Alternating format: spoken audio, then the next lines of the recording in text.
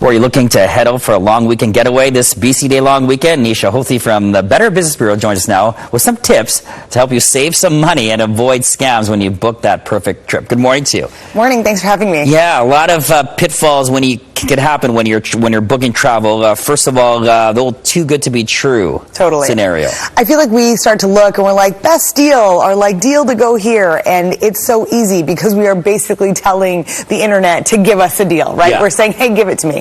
And when you see something that's too good to be true, and I say this all year round, right? This is about buying toys at the holidays. This is about going on a trip. When it seems too good to be true, it probably is. And you kind of need to do that gut check, because if you're getting this amazing deal, why wasn't someone else able to get it? So if you see something amazing and it looks like it's legitimate, try to backtrack it to the airline or the carrier's official website, because you could just be getting some type of a pop-up or a third-party ad that you're now clicking, going down the road, thinking it looks legitimate, and we'll talk more about this in a bit, but you kind of buy it and then realize after, oh, there's all these add-on fees, or it's not legitimate, there's not actually, it's like the photos were fake, you know, that kind of thing. Definitely source it out. Planning ahead is key too when you're going somewhere. I mean, I get that it's Friday before the long weekend, but if you're thinking about Labor Day, if you're thinking about Thanksgiving, now is the time, right? Because the longer you have in terms of lead time, the more likely you are to get a better deal. I mean, and also you have time to do your due diligence and your research. If you're going somewhere you've never been before, you get to look at the hotels properly, other options for accommodations. What are their reviews? You know, what's the feedback? You definitely want to use a reputable travel agency, known websites, known carriers for airlines, etc. Because again, you're putting a lot of money into this. Travel is not cheap, as we know. Even if you're doing a local staycation, like you want to see, why do I want to stay at this hotel versus that one? So planning ahead helps. Early bird gets the worm. Third-party travel sites. I have personal experience with this, but go ahead. I mean, you have a very good story. This is the thing. You go and you put something into a search engine and you kind of click the first link. You could even put in customer service for. So, you know, example, well-known carrier. And you call that number and you think it's legitimate.